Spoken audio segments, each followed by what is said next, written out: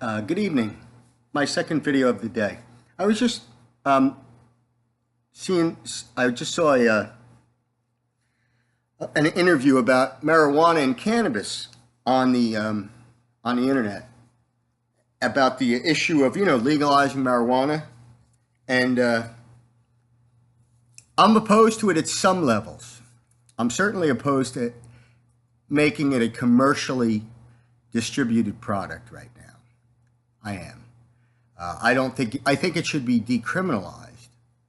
But to make it a commercially available product is something that we might not want to do. We might not, because there's no question that marijuana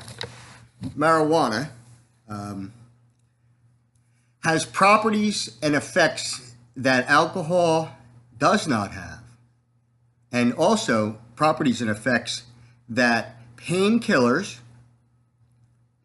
don't have.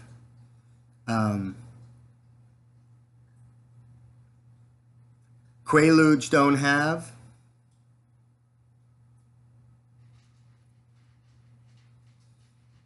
Methamphetamine doesn't have. Cocaine doesn't have properties and effects that marijuana has. I know that for a fact. For a fact. And I know what it does to people, to young people. I'll tell you what it did to two of my friends. You know, when you're in your teenage years and you're going to school and you're in the strobe light community of the late 1970s. We had our little strobe light community, which was probably about 30% of the high school. No, maybe not. Maybe 20%. Maybe 10%. I don't know. But I would say at least 10%, probably 20% of the high school was what I would call our strobe light community, which means the first experimental drug in those communities of freshman year in high school was marijuana. And marijuana on a young teenager, here's what happens to some of them. Two sets of twins. I know two sets of twins that went down the same exact road because I watched them. I stood next to them in high school, outside the school on weekends, stood next to them, all right? Know what they did, know what they didn't do. The boys, one of the twins is a lawyer, and the other twin is in an assisted living for mental illness. Twin boys. Now I'll talk about the twin girls I knew. I knew these two twin girls at that impressionable spiritual and mental growth age, and coming into your sexuality and hormones, and 18-year-olds in the same school as you when you're 14 or 15 years old and things like that. Well, the two girls, I don't know what the one sister does, but I know she's okay. I know what the other sister does because I saw her one day in a diner in New Jersey. And it was very sad, It was sad. And those aren't the only two. Marijuana is a hallucinogen of a sort. Let's not kid ourselves. I don't know why people don't say this. It's a mind-altering substance. In the family.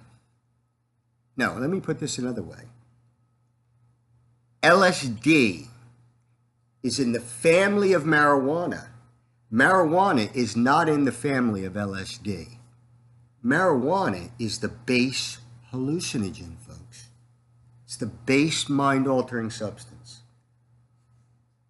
And young brains, some young brains, it's sort of like the bad trip in this. What it is the young brain that's that might be just, let's just say, I'm going to go with a couple of them. Let's say like the grammar school bully gets into these hallucinogens, and he just becomes a bigger bully and more confident. He has a bad trip, he pushes people around, and he does that. That's what he does.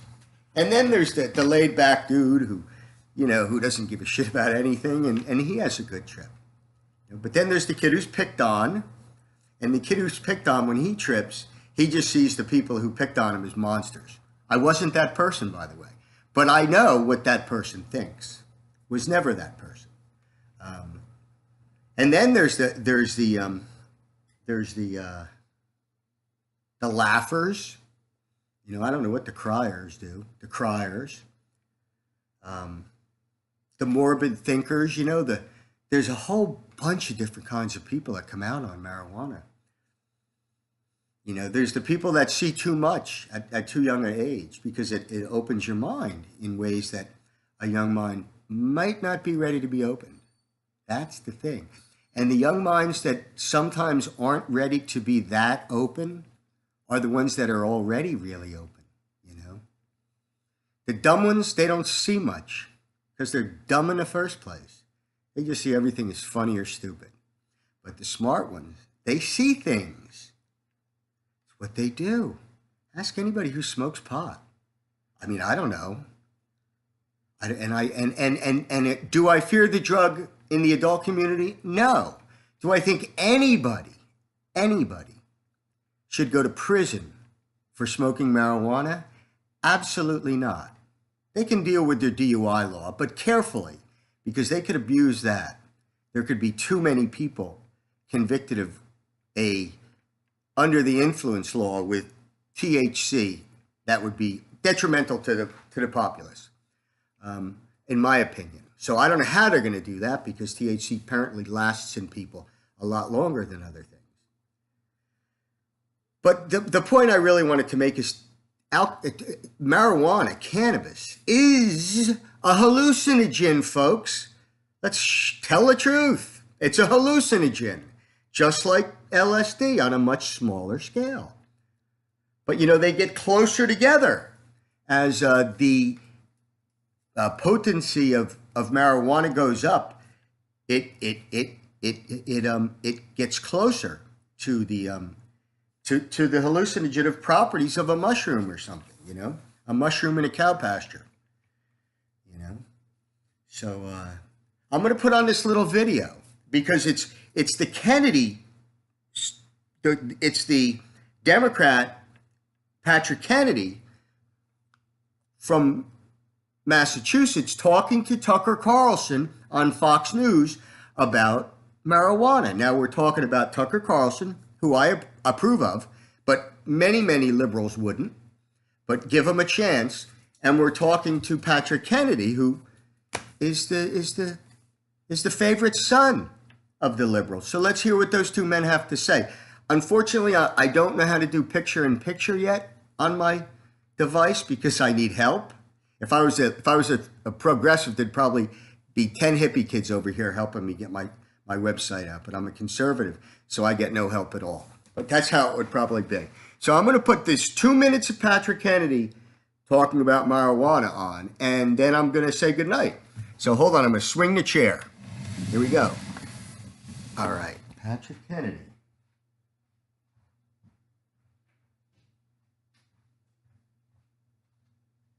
This sort of piece in the Wall Street Journal warning that legalizing marijuana could be bad for kids. Well, it would also set back, he says, the cause of social justice. We spoke to him earlier about this.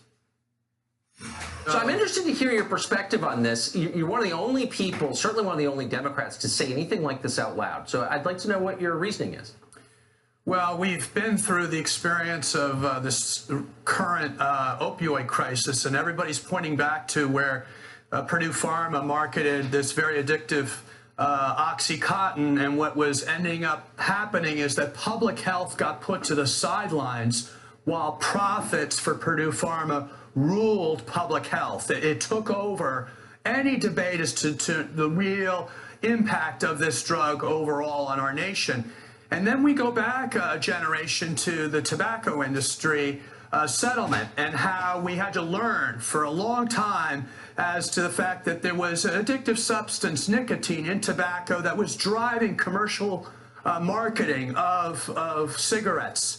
And so with all of that knowledge, why would we be surprised that if we have a new commercial push to push a product out called marijuana, that there wouldn't be a very deleterious impact on our public health, especially given the fact that we know with legalization really it means commercialization, which really means But wait a second, Congressman. We know that the people who run the marijuana companies are very cool, progressive people. And they're not in this for the money. They're in it because they want to make the world a better place. So why don't you trust them? Well, that's I think, the thing that we have to ask of ourselves.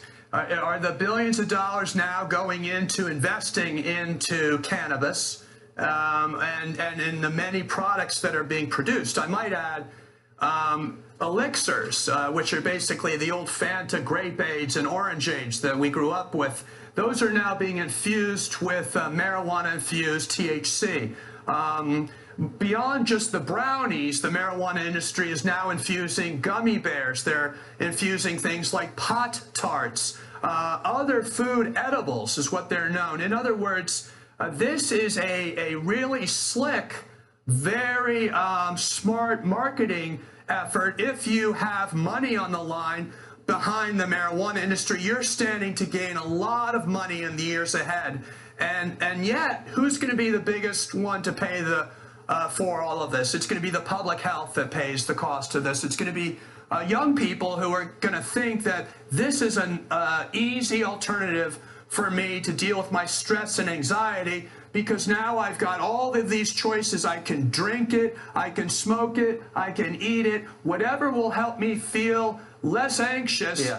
And frankly, Tucker, amidst this mental health and addiction crisis, it's shocking that we're not asking a more fundamental question. What are we doing to help our young people manage their stress, cope with their problems, navigate their anxieties? That should be the challenge on our country right now. And yet, I think we're selling our young people down the river by allowing a new predatory business that feeds off of addiction, that makes money off of getting people hooked. I think that's bad for the public health of this country.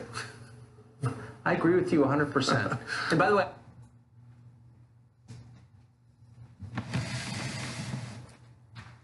Okay, I'm back. Boy, I tell you what, I like that video because it's honest people talking about real issues in honest, open ways. I agree with that wholeheartedly. And they talked about the opiate epidemic, and I screamed on about that opium epidemic, the pill epidemic, because of the corrupt pharmaceutical companies, or whoever that pharmaceutical company was, and the corrupt physicians. The pills couldn't have come out without the physicians. And the sad thing, and I've said this on videos before, I've said it all over. I've certainly written about it. So don't call me, don't say I don't know what I'm talking about, because I've written about this already, about how they hooked kids on all the pills, all the painkillers, the opiates, Oxycontin, oxycodone, whatever the hell, 10 of them there are, There's hydrocodone, oxycodone, Oxycontin, and then, down from there, there's, I don't know, Tylenol 3s or whatever. But they abused the shit out of them, and they were giving them like candy. And the doctors were literally making $1 million a month in pharmaceuticals. One doctor's office. Okay, so then what did Obama do? Wasn't happy about this either. And his administration, they had to know that this was going to happen. They had to know that if they stopped it, if they stopped those doctors and pharmacies, right, cold turkey on them kids, that the heroin would pour into the country. It's exactly what I said, and it happened. But I don't know what the fuck I'm talking about, right? I don't know what I'm talking about. He don't know what he's talking about, no. Go back a couple years. I'll say it in something I wrote about. I can tell you that. Of course, most of what I wrote about isn't published, but I've been writing and talking about it. But nobody listens because the cool people aren't cool people anymore. The cool people are the bad people. You ain't cool. You're stupid. So anyway, what I think is a responsible thing to do, I think that decriminalizing it You know, but within decriminalizing it, they'll want to legalize it, because if it's decriminalized, how are they going to tax it? So you see, between being illegal and legal, the only difference for them is tax. Tax, that's it. Tax. If it's legal, they can tax it. If it's illegal, they can't tax it. They can arrest you for it, incarcerate you for it, you know, and do all sorts of other things. So they can punish you if it's illegal. Think about that. Make a drug illegal, and the government doesn't punish you anymore. Think about that. What they're doing is they're hooking people on a drug, making it illegal, and punishing them for taking it. But give them the tax money, and they'll stop punishing you. You fools. Please, help yourselves. I'm trying to help you.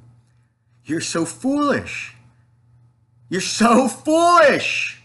It's unbelievable. People stop thinking. I had never felt so much better in my life. My 50s are wonderful. And I'll tell you why, because I've never seen anything like these people. I had some shit go on the early part of this decade. And I want to tell you, I pulled through that stuff, came out on top, and then decided I didn't give a shit what people thought no more. It's the only difference with me and 7, 8 years ago. I don't care what people think anymore, because I'm disgusted with people. They're stupid, and there's not enough smart ones. There's people who try, you know. There's a lot of good guys and women. There's Mark Dice. He's a good guy. He's funny as shit. Mark Dice on YouTube. There's God, there's so many good ones. You're missing so much. The Sticks and Hammer. The Rageaholic. The Rageaholic, he sucks, but yeah, he talks about games. But if you get the Rageaholic's old rants about politics, he's absolutely fantastic, you know. And then there's more, you know, there's like Anthony Brian Logan, a young black conservative that's just great. There's these other Brandon something conservative that's a black guy. A couple of the greatest conservative men are black men. The best, because there's no bullshit money behind them. They're the conservatives. They're us, man. Those black men are us. We're no different than them. You're different than them, because you want them to vote for you. You don't understand them. You Hollywood losers, and you fake, phony, fascist, friggin' progressives, you limousine white liberals, you make me sick. You make me sick.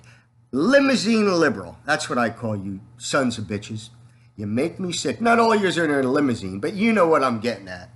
Educated liberals that should know better. And they're so caught up in whatever they're caught up in. They're so angry and unhappy that they want to fight, you know? And they try to ruin the very people. They create the problems. I know I'm getting off here, but they create the problems. They'll create this problem. Remember this. If marijuana becomes legal and the young people start getting it like they can beer, you're going to have a problem. You're going to have a problem. And some way or another, they're going to demonize me for giving it to you. The conservative Republican white male, they're going to say, oh, that guy, he was out to get them people. Yeah, well, that's why I want this on the record, because they don't go back in the records and talk about what we talked about 20 years ago. They should go back in the records and show the warnings of conservative men about the shit that goes on. Big government, big welfare state, corporate welfare, all of that shit we don't like. It's all about the rich and the poor begging each other for money. And believe me, the poor would be way better off if we were in charge. The 80% in the middle, 80% in the middle of us.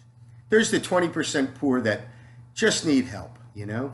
And there's the 20% that are so far up their own asses that they would never listen to reason. And they ain't all Republicans, believe me. In fact, most of them are liberals. Most of the Fortune 500 liberals, they're bad guys. They're that fifth type of guy, the snake oil salesman, accountants, whatever. They're all over the place. Snake oil salesman. So anyway, I'm off on a tangent. Decriminalize, do not legalize unless it's prescribed by a physician. That would help. You know, you can't, unfortunately, I don't think you can discriminate by age, but you'd have to have a very strict protocol, very strict. And you know what? We should kick this protocol back that's going to kill all these young boys.